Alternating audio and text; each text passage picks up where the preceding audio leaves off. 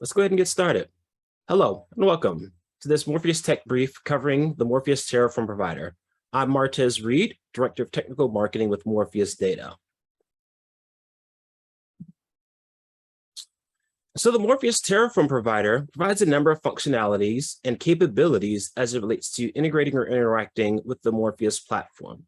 One thing that I commonly talk about as it relates to the Morpheus Terraform provider is that I refer to it as a northbound integration.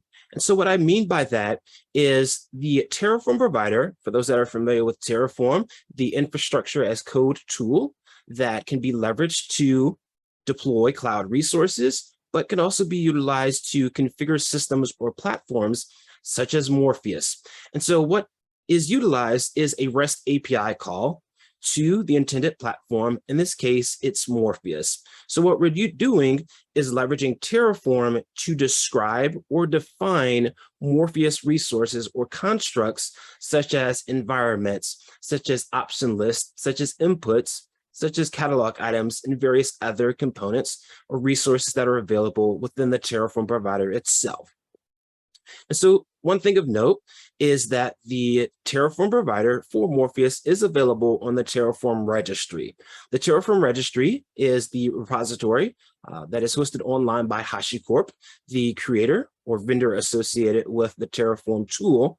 And that provides a way to be able to simplify the installation of the Terraform provider, as well as find documentation for the provider itself. And so we'll take a look at the Morpheus Terraform provider on the Terraform registry right now.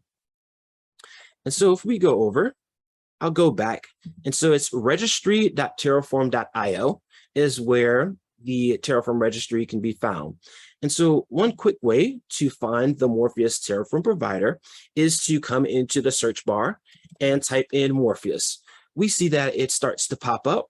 And the first entry that we see is Go Morpheus/Morpheus. That's the Terraform provider itself. We do also see some additional objects. These are the individual resources, but what we want is the actual Terraform provider itself to reference. And so we see a couple of pieces of information here in regards to the version, when it was last published, as well as the source code or source repository that backs the Terraform provider. One thing that I commonly walk through as getting started with the Morpheus Terraform provider is coming to this documentation tab on the provider homepage. So there's also a mechanism here that says utilize the Terraform provider, which provides a quick block for us to get started with the provider. But I do want to delve into the documentation. And so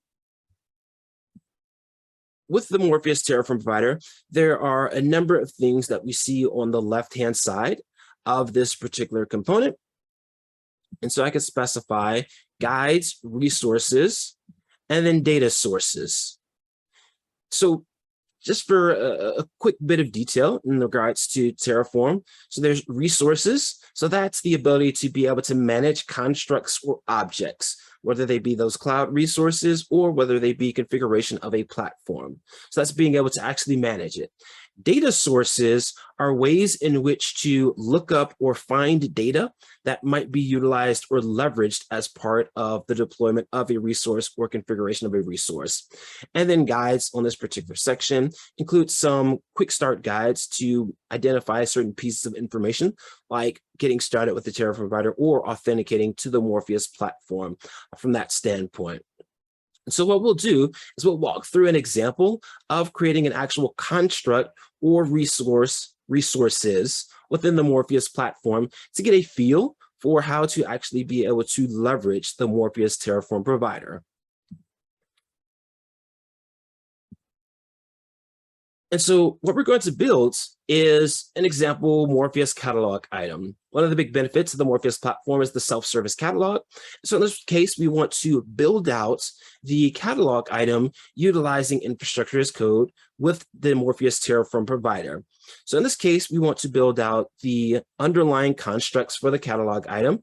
So in this case, there are 4 inputs within the particular resource that we want to build.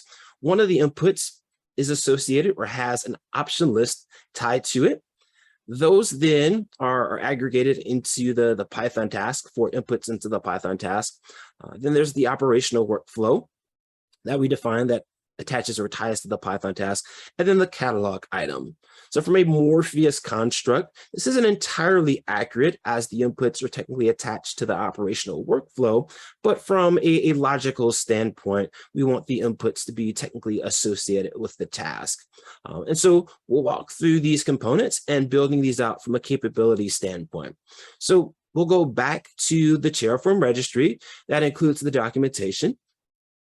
There's a couple of pieces of information here, as we see on the main page, but we could always use this block from the documentation that we click on the use provider and provides us the information that we need from a provider block perspective.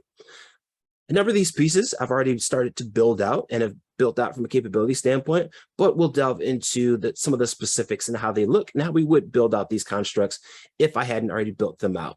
So as we go through, we'll touch on each of these components in order to get started. So the first one we want to touch on is the provider block. Commonly, when getting started with Terraform, you specify or define a provider.tf. And what this does is utilizes a Terraform provider, which is what the Morpheus provider is. So that allows Terraform to be able to communicate with the REST API or the system based upon what's been defined. So in this case, for version 0.13 or higher, there's a certain construct or certain syntax for the Terraform block, which is what we saw briefly mentioned when we clicked on that use provider button. So in this case, what we want to specify is that Morpheus is a required provider. Source, in this case, is referencing the Terraform registry. And what's actually happening is the Go Morpheus namespace is being utilized and the Morpheus provider is what's being defined. The version that we want is 0.6.0. From a provider version standpoint. So that's what we saw when we clicked on the use provider. We saw that same block and we could leverage that block from this particular use provider button. So that allows us to specify or define the Terraform provider for Morpheus. And then in addition to that, there is a provider block. So now that Terraform knows which provider to reference or to pool, now we're going to define what that provider configuration is from a Morpheus provider standpoint. So in this case, we see essentially an empty block. There's a number of things that could go in here, but we're going to walk through why this block is empty right now, as well as different options that are available us to define the particular block. So if I come back over here, one of the things that we see on the main section is credentials. So on this example, I could specify those statically to a degree, or really using variables, Terraform variables. I can specify the username, the password, as well as the URL or API endpoint that Morpheus is going to be reachable at. We do also see a few other options here on the main page that I could click on. I can certainly specify those static credentials, but for security reasons, I don't want to use static credentials. I want to utilize or leverage environment variables. So I go to environment variables. That's going to drop me down to this guide for how to authenticate to Morpheus. For those that are familiar with authenticating to Morpheus, there are a few options as it relates to doing it in a programmatic fashion. I can leverage the username or password associated with an account in Morpheus or in a external or third-party platform, or I can generate an API token within Morpheus to utilize for reference in the authentication piece. So those are the two that we see here. And so both I could specify via environment variables, which is why I'm leaving the provider block blank. I could certainly specify that I might want to define the API URL or the endpoint utilizing this provider block, or I could utilize a variable file and expose that via a Terraform variable. But in this case, what we want to do is specify the API URL and utilize an API token as an example. So I have a Morpheus instance up and running. It is pretty blank. It's essentially out of the box from a Morpheus installation standpoint. So what I want to do is I want to grab the API key or an API key that I can utilize, or API token that I can utilize to authenticate to Morpheus. So in this case, I'm going to come to my user settings, API access. I've already got one generated, but I'll regenerate an API token, access token. For security reasons, never share your access token. This does happen to be a demo system that is completely isolated. So certainly don't share or show your API key. So in this case, I'll click done. And what I want to do is I want to specify the export of the API. So in my case, I've got the code already defined in Visual Studio Code. So on my terminal, I will come to export Morpheus _ API URL. In this case, it's HTTPS morpheus.edu.local. It's my endpoint. And then I want to export as well Morpheus API token. Let me double check that. Yep, Morpheus API token. And then specify the API token. Remove that. I could do some quick cleanup because I've already done some instantiations. So I do want to clean up some existing resources.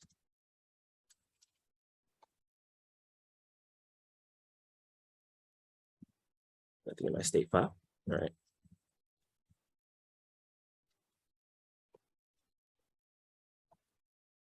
All right, so now that I've got my provider defined and I've exported the credentials to authenticate to Morpheus, now I would get into the point of starting to define my resources that I want to provision or deploy into Morpheus. So if we take a look back at our diagram, we want 4 inputs and an option list. So if I come to the documentation for the Terraform provider,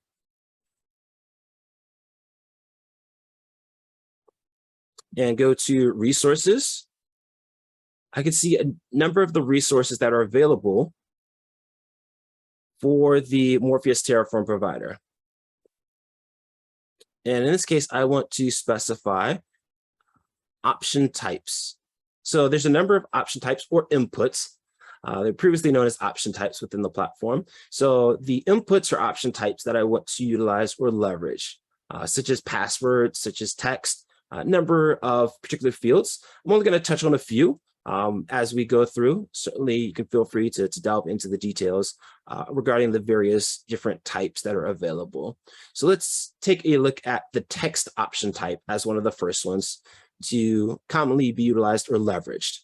So in the documentation, it includes an example as well as the schema or how to interact or interface with the resource.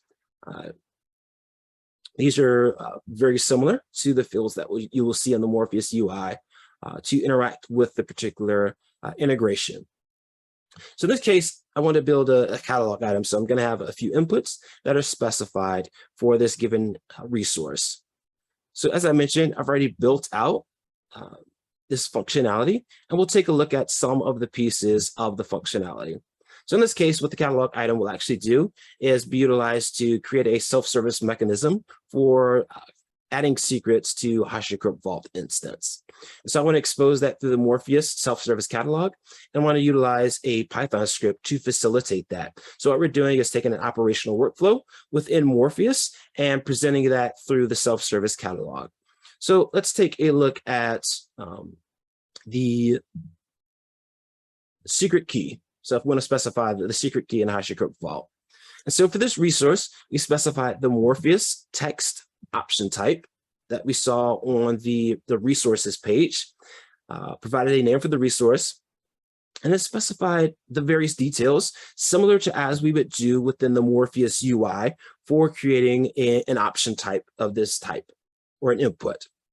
So we specified the name, the description, the field name, whether we wanted to export meta or the metadata, essentially as a tag, whether you want to display the value on the details page, the field label, and then required. These are same things from a Morpheus standpoint that we would go through.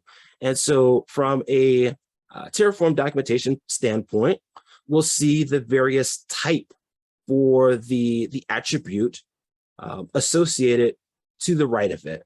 So we can see which ones are strings or Booleans or the various different data types so that we know what to specify, in addition to the example that we see of the very common types of ways to interact with the resource.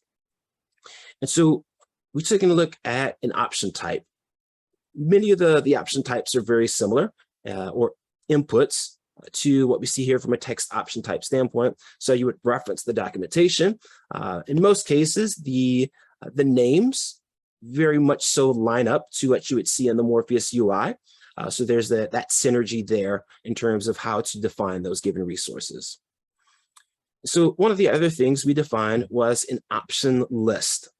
So there are multiple types of option lists within the Morpheus platform, such as LDAP, REST API, or manual. In this case, we're defining a manual option list. The REST API option list is also available within the Terraform provider, and you can go to the resources section to see which resources are available and how they can be defined. So in this case, what I want to define or specify is a manual option list. In this case, I've given it a name, a description, and I specified real-time as true. Not entirely necessary, but we do see that it's available via the provider. One of the other things that we see is the data set. In this case, we're specifying an initial data set or data set for the given resource. So in this case, what I've actually done, which is a really nice thing of doing this via the Terraform provider, is I've specified an external, so to speak, file for my JSON payload. And so what I've done is I have a JSON file within my working directory where my Terraform code is.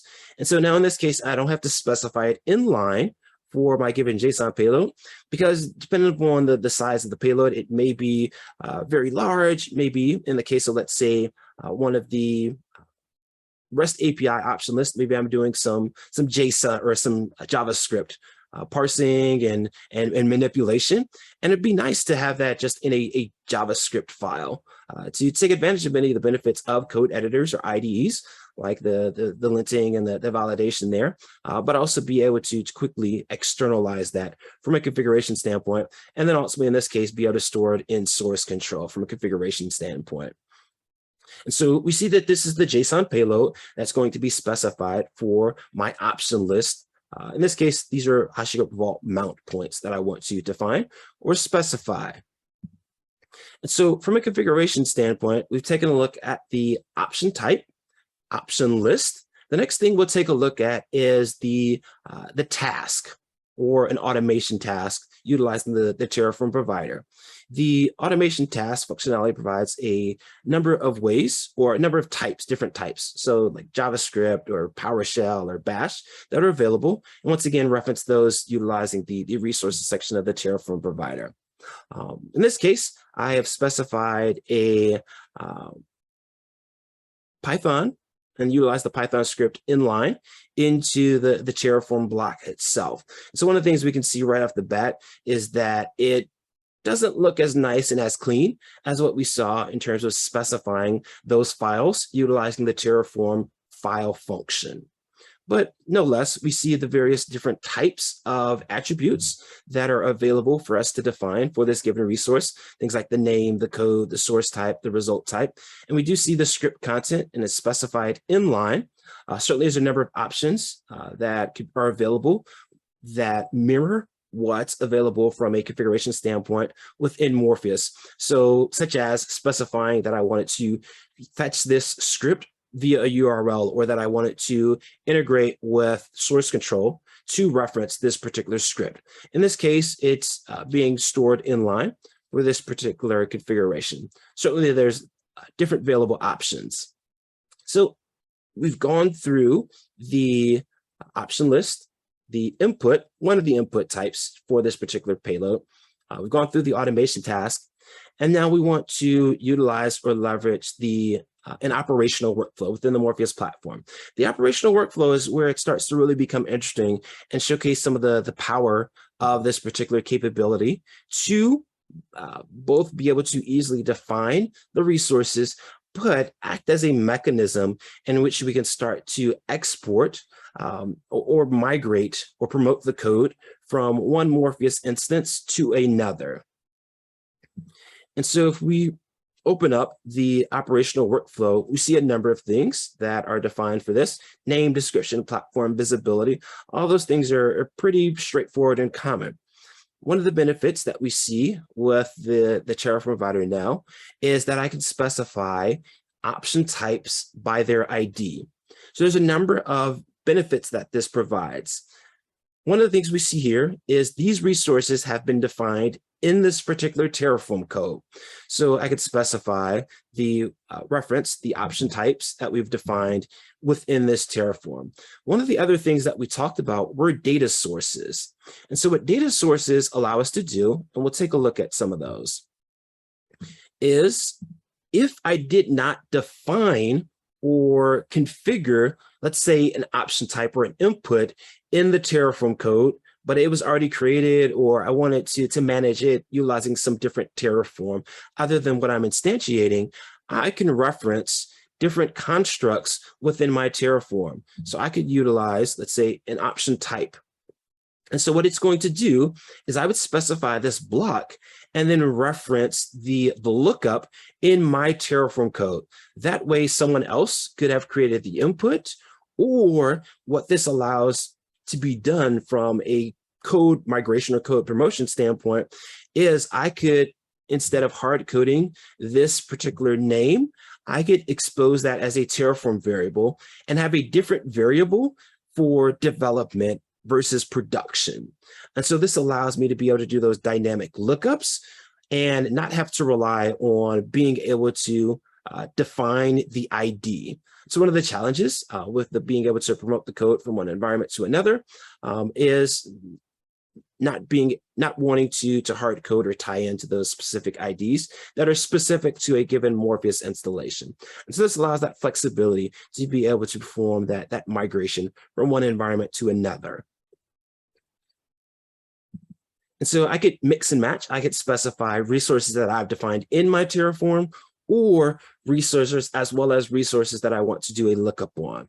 In addition to that, we see something similar with task IDs. In this case, we're referencing that Python script that we've defined further up by the resource type from a Terraform provider standpoint, the resource name, which is the name associated to the right of this, and then finally the attribute. In this case is the ID that we want to look up. So that allows us to be able to find that operational workflow within Morpheus. And so we walk through option list, inputs, the automation task, in this case, which was Python, as well as the operational workflow. So the last piece that we want to be able to define is the catalog item from a Morpheus standpoint. So to tie all this together, from a self-service perspective, I want to define the catalog item. So let's take a look for in this case, there's a workflow catalog item. So what I've done is I've specified common constructs such as name, description, whether it's enabled. Once again, I'm doing a lookup to identify the ID of the workflow that I want to attach to this catalog item. So once again, that provides that flexibility from a configuration standpoint. And then one of the other things that I've also done is specify the content. In this case, the markdown text that shows on a catalog item, and I'm referencing a file. In this particular instance, I've specified it as a markdown file. Not a whole lot of text in here, but we'll take a look at some of the ways to how that changes, and we can update it via this to show the power of the Terraform provider. And so I've got all of my resources defined. There are a handful of other inputs that we didn't take a look at, but the gist of it is I want an operational workflow and expose that via a self-service catalog item. So now that I've got my code defined, what I'm going to do is I'm going to do a Terraform init. And so what that's going to do is pull down the provider. Certainly, in an environment where you do want to align with Terraform best practices, you should define a remote backend. What that does is it will save the state from this configuration to an external system or external platform away from my laptop. So I could store it in, let's say, S3 or Azure Blob Storage, or a number of the remote backends that are supported by HashiCorp Terraform to ensure the persistence of my Terraform state and allow me to be able to manage this on an ongoing basis.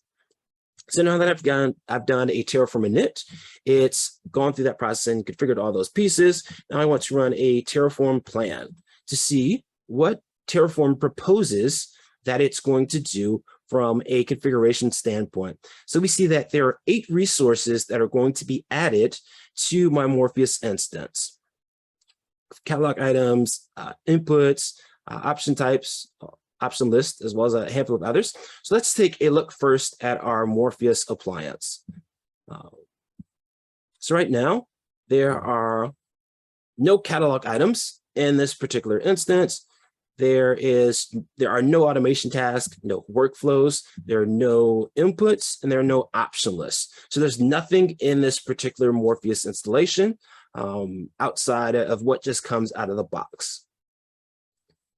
And so I want to be able to do, let's say, a Terraform apply. So once again, Terraform says it's going to add the 8 resources. So now I click yes. And so in a matter of a couple of seconds, it says it's gone through the process of adding or creating those 8 resources into my Morpheus instance. So what we see now is option lists start to appear.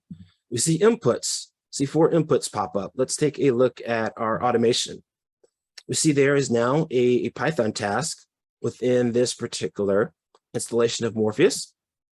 We see that there is a workflow that has been added, and it's added the various inputs as well as the automation task that was defined.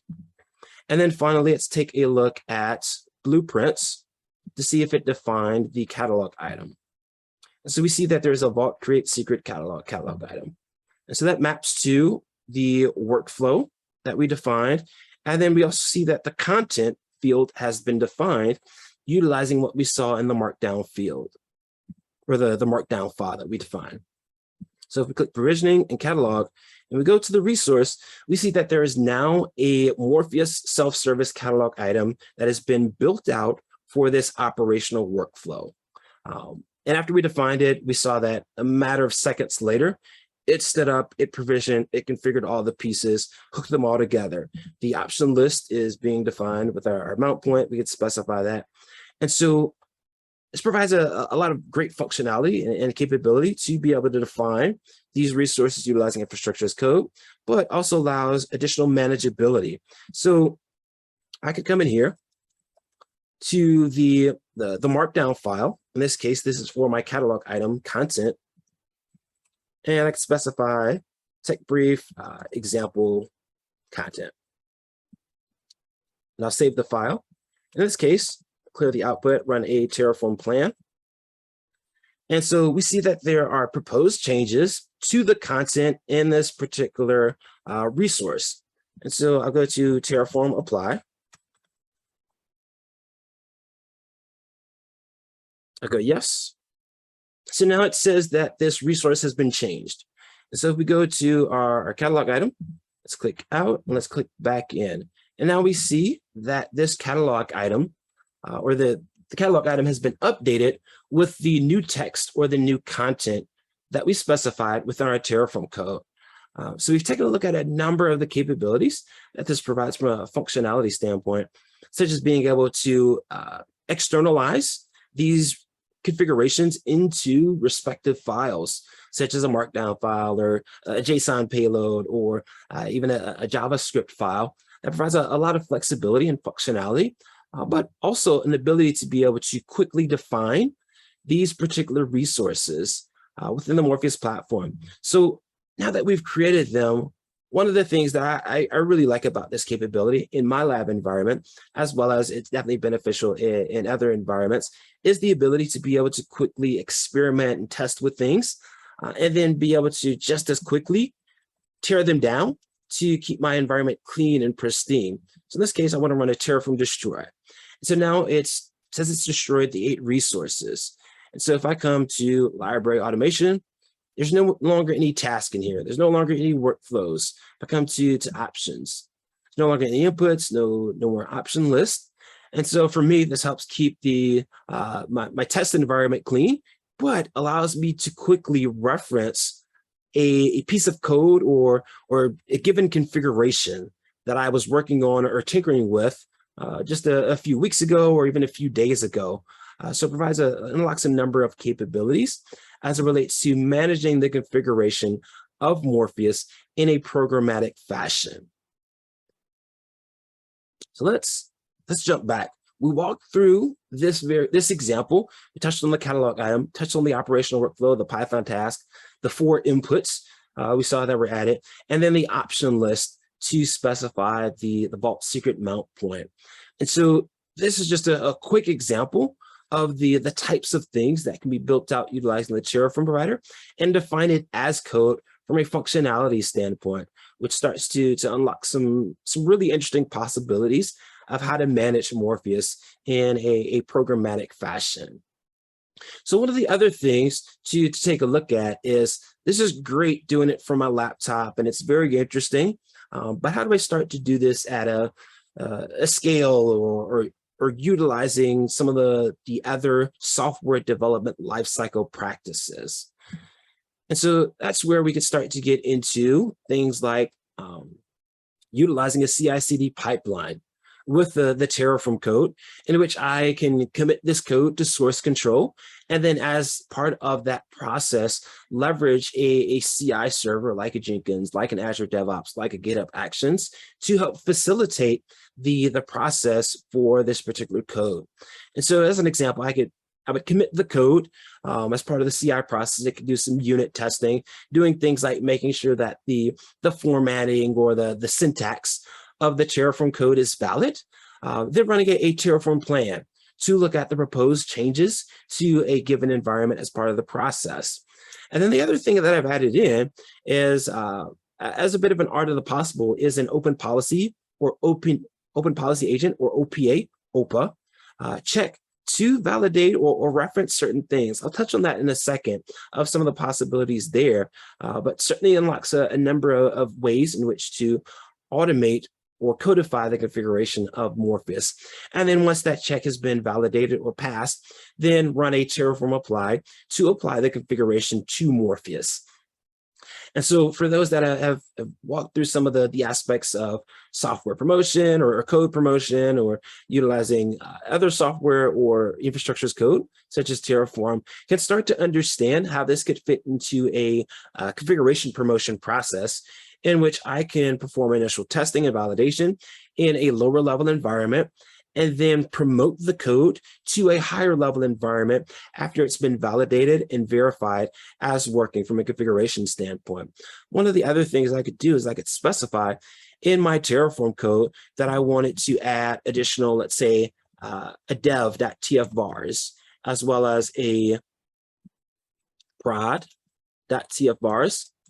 And at this point, I could start to do things like specify various configurations. Let's say like something like Ansible integration.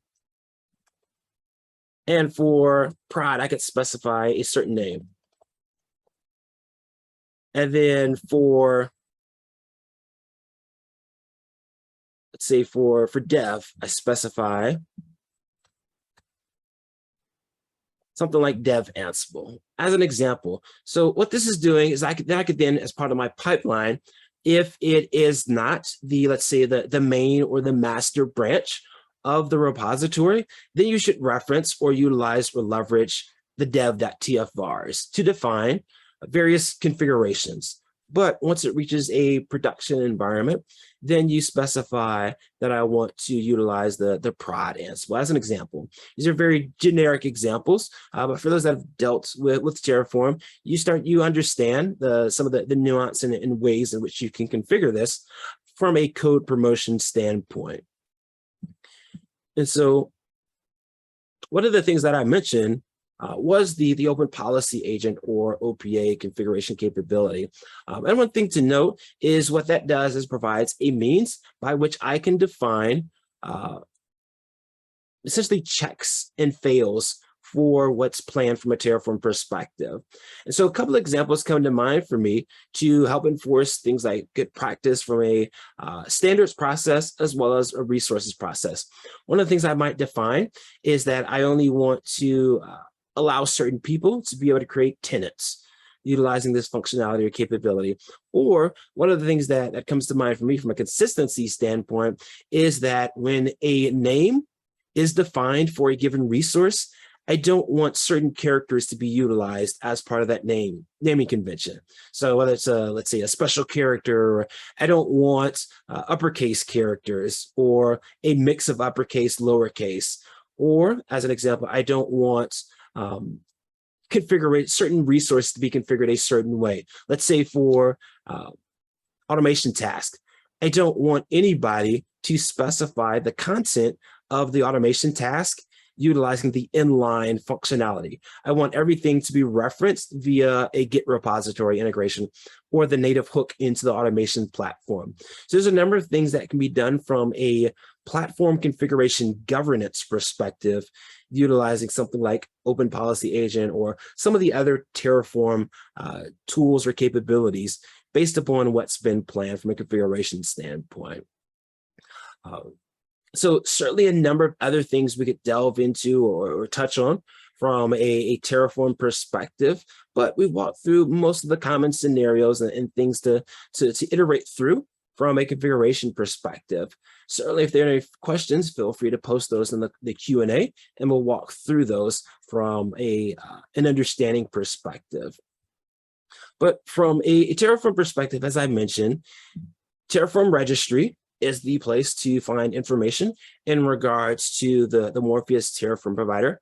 Includes documentation, as well as ways in which to get started leveraging this functionality or capability within the platform. So we got a question that came through. Can Morpheus maintain its own Terraform state file? So that's a good question. So the Morpheus platform does have functionality to deploy resources or configuration utilizing Terraform. And so that would be, as I typically refer to as the southbound integration. So Morpheus calling Terraform instead of Terraform calling Morpheus, which is what the Terraform provider does. So technically, it's possible. So it's certainly possible to define that I want a Morpheus item, let's say an app, to be utilized to maintain or manage the configuration of Morpheus. The one thing I would caveat it with is that it could potentially start to become a bit of a chicken and egg scenario in which the platform I'm utilizing for configuration is also being configured by that same instantiation. So I would say certainly possible. I would just be mindful of the implications of utilizing the system for configuration to configure itself. Yeah, it's definitely a great question.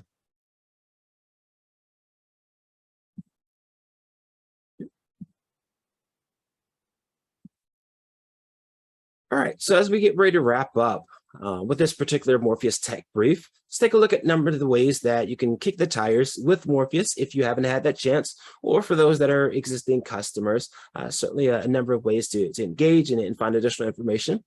For those that are unaware, the Morpheus does have a community edition that provides the functionality limited to 3 clouds, as well as 25 workloads within that particular deployment.